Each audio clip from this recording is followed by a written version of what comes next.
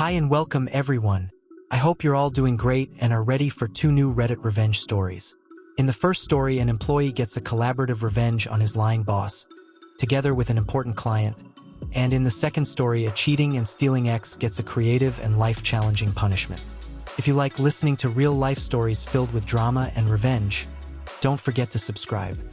Now, on to the first story. My boss stole my Super Bowl tickets, so I made him lose a major client. With the NFL playoffs back on, I thought you all might enjoy this football-related revenge story. I'm a huge 49ers fan, the rabid all-day tailgate in the parking lot type. A few years ago, we made it back to the Super Bowl. I was working at a consulting firm with a handful of accounts I would interact with directly. One client in particular knew how big of a Niners fan I was. I was the day-to-day lead on his account. He really liked working with me and we became friends, often grabbing drinks or dinner after our meetings. He had access to a pair of extra company seats to the game, and as a thank you, wanted to give them to me as a gift. He passed the tickets over to the partner on that account, who I will refer to as Dickhead Partner, to be given to me as a surprise. The game came and went, we lost, it sucked. The next time we met, we went to drinks afterward and he mentioned, "Hey, by the way, why didn't you go to the game? I heard someone else was in your seats." I asked, "What game?" He said, "The Super Bowl." Confused, I answered, "I didn't have seats to the Super Bowl?" He told me that he gave Dickhead Partner a pair of his company tickets for me as a gift so I could attend. I had zero idea what he was talking about. He looked shocked, told me to quietly ask around about it and get back to him. When I was back in the office the next week, I found out through one of the secretaries that Dickhead Partner had given a pair of Super Bowl tickets to another one of his clients as a gift from our company. I might have let this sort of thing go to keep the peace under different circumstances, but these were seats on the 30-yard line to see the fucking 49ers play in the Super Bowl. I was pissed. I considered confronting Dickhead Partner myself, but realized it was the client who had noticed I wasn't there in the first place, so if I let him handle it, there would be no blowback on me. So I texted him, "Hey, I just wanted to thank you so much for thinking of me with those seats. It appears that they were given to another one of our firm's clients." He texted back right away, in all caps, "Are you shitting me?" And then, "Pretend I never told you. Let me handle." He followed up with me about formulating a plan. A few days later, we were asked to come down for a meeting in their office. The client requested the partner be present. Not entirely unusual, so Dickhead Partner and I hopped a flight the next week and headed over to their office. Little did Dickhead Partner know, my client had orchestrated a wonderfully awkward little show to catch him red-handed. When we entered the conference room, it was all the usual suspects along with a woman in her 30s we didn't recognize. My client immediately introduces Dickhead Partner. "This is Stephanie such and such, VP from other department. She wanted to sit in on this meeting." "Hey, OP. You guys must already know her from the Super Bowl." She then responds as she goes to shake my hand, "Oh, I don't think so. Did we meet there? I'm sorry if I forgot." Client responds, "Geez, Steph, how much did you have to drink? They were sitting right next to you." Client looks at me, and I say, "Sorry, client. I wasn't there. Are you thinking of someone else?" At this point, Dickhead Partner is looking visibly uncomfortable, probably trying to come up with an excuse. He starts in with when Stephanie says over him, "No, so-and-so from other company were in the other seats. By the way, I was wondering why we gave company seats to those guys. Is there a project we're working with them on that I don't know about?" Obviously not, they were in completely different industries. It would be like Coca-Cola partnering with John Deere. Dickhead Partner lets out an again, and the client immediately speaks over him asking, "Dickhead Partner, I gave you those tickets for OP?" At this point, Dickhead Partner is turning bright red. He responds, "Oh, well, he wasn't able to make it, so he must have given the seats away to someone else?" And turns to me looking for me to cover for him. Client smirks at me. I respond, "What are you talking about?" Client, "You gave me tickets to the Super Bowl?" Client suddenly raises his voice, "Dickhead Partner, those tickets were a personal thank you gift from me to OP. Did you give them away to someone else?" Pause. Was it another client? Dickhead Partner butts in with, "Oh, maybe something got mixed up in the office?" Client went quiet for what probably seemed like an eternity to dickhead partner. He then looked down, grabbed his portfolio and iPad, put them into his briefcase and said, "I think this meeting is over. Opie, it seems as if I owe you a thank you gift.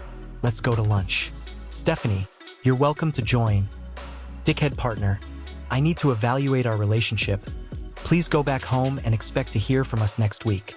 Dickhead partner suggests he would like to join, presumably to do damage control, and Stephanie sternly tells him, "I don't think that's a good idea," and asks the front desk to see dickhead partner out.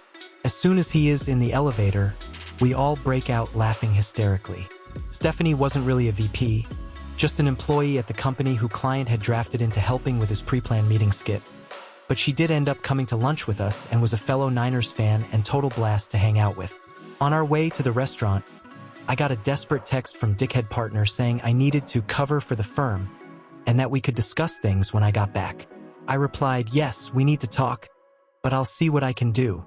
Client told me to wait a couple hours and then respond to him. 1. To expect invoices for the resale value of the Super Bowl tickets. Resale is way above face value, it was over $10,000. As well as our lunch, he picked a pricey spot and made a big show of overspending, and that he expected them to be paid immediately. 2.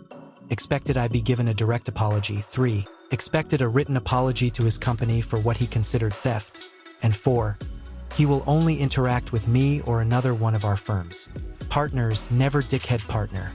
This whole thing caused a stir with the other partners, and I actually came off looking great because it appeared that I had made a good faith effort to save the client for the firm despite being the victim in this situation. The client would transfer to another partner, which meant dickhead partner lost his profit share on any work with him. Oh, and the other partners in the firm made dickhead partner pay the invoices back out of his salary. In retrospect, I really have no idea what the hell the guy was thinking. Did he seriously believe the client would just not notice me not thanking him for Super Bowl tickets? Anyway, the well was kind of poisoned for me there long term because dickhead partner wasn't going anywhere. I left the firm a few months later for a much better position. Client ultimately terminated their relationship with that firm a year later. He actually now works with a good friend of mine at a competing firm. I'm still pissed I missed out on the Super Bowl even though we lost. Hoping we make it back this year so I can finally go to one in person. Go Niners! Yeah, that's a big difference in bosses. One who will steal from his own employee and try to throw them under the bus, and one who's got your back even though you work for somebody else. I really liked this story and good decision moving on from that company OP. Let's continue with the second story. My £8.50 revenge on my cheating, thieving ex. When I was at uni, I started dating this guy. First, he was wonderful, dedicated to his studies, fun to be around, attentive, and always surprising me with things, working hard at his job, etc. Then, bit by bit, things unraveled. He started skipping classes. Then he barely bothered to go at all. Worse still, he never helped around the house. Never washed up, cleaned up, did laundry, nothing. He was even fired from his job for too many no-shows. All he wanted to do was sit at home and play Xbox or browse the message boards and forums. This was in the days before social media, when dinosaurs roamed the earth. This left me having to pick up extra shifts, sometimes double and triple shifts, all while going to class and studying. I later learned that this was a pattern for him. He'd be really dedicated to whatever he set his heart on, but then get bored and fall back into old bad habits. Then he'd find a new passion and rinse and repeat. I knew I should have ended the relationship much sooner, but I held out hope that he would snap out of it, that maybe it was just exam stress getting to him. I desperately wanted things to go back to how they were, but it was not meant to be. I caught him cheating and threw him out. I was so stressed with everything that it wasn't until the next day that our joint savings account crossed my mind. There was a little over £5,000 in there, and bar a few hundred from him, the rest was money I had saved. I checked the account and it was all gone. My ex had cleaned out the account and moved into a new flat with his side chick. I called the bank. There was nothing they could do. He was authorized on the account. I contacted the police. They told me there was nothing they could do since it was a joint account, so nothing criminal had happened. They suggested taking it to civil court, but said I'd probably spend more money than I got back in legal fees, so it likely wasn't worth it. My ex had stolen £5,000 and there was nothing I could do about it. I felt like such an idiot. I got even angrier when I saw his posts on various forums boasting about his new game consoles, new games, new TVs and gadgets. All bought with my money.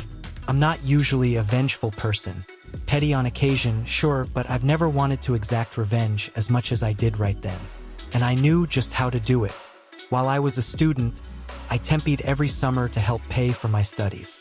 One such job had been for a debt collection agency. The work was as shitty as you can imagine, but it paid really well, and it was only for a few months. My ex had been dodging debt for many years, and he was very proud of that fact. He was also proud of the fact that his debt was close to being statute barred and he hadn't paid a penny. For those of you who don't know, in the UK, creditors have about 6 years to collect a debt, and then it becomes statute barred. That means the money is still owed, but creditors have no legal way to enforce payment, such as using bailiffs. My ex was a few months away from reaching statute barred status. However, what a lot of people don't know is that making a payment on that debt resets the clock. If you pay any amount, then that 6 years starts from scratch. Previously, I had used my insider knowledge to help him dodge the debt. Now, I would use it to hit him where it hurt. By the end of our relationship, I was handling everything, including his debts. I had the paperwork, so I knew who he owed and how much. I called his creditors up. I was honest and said I was a friend calling to make a payment on his behalf. I didn't pretend to be him because that would be a big legal no-no. They weren't allowed to disclose any details, but they were able to take payment. I paid the minimum I could on each debt, about £1 on most, but one had a minimum payment of £1.50. It was the best £8.50 I have ever spent. I also made sure to give them his new address and contact details, as well as his parents' address. Having worked in the biz, I knew they wouldn't change the address since I wasn't the account holder, but they would note it. They had various systems where they could search for his name against that address and see if anything came up. If they got a hit, they'd change the address. The trap was set. All I had to do was wait. A few months rolled by. Then it happened. His posts on the forums went from boasting about his new gaming PC to panic about a court date. He called me and begged for advice. I told him to F off. Seeing I wouldn't help, he asked for advice in the forums. One of his online friends told him not to turn up to court. That way they wouldn't be able to prosecute without him there. It was terrible advice that was 100% untrue. In fact, not showing up is one of the worst things you can do, especially in civil court. This was getting better and better. The court date came and went. My ex naturally didn't go. A few weeks later, my ex posted photos of his empty flat.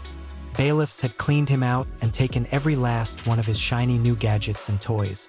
On top of that, he ended up with several CCJs, county court judgments. These are a big deal and can seriously damage your credit history, making it hard to get bank accounts outside of basic ones, near impossible to get credit, including getting a mortgage. And it can also make it hard to rent a place since many landlords don't like renting to people with CCJs as they're considered high risk. He also won't be able to find jobs in the financial sector. Now that he was broke and didn't have nice things, his side chick left him. I never got my £5,000 back, but it felt good to see everything he bought with his ill-gotten gains taken away.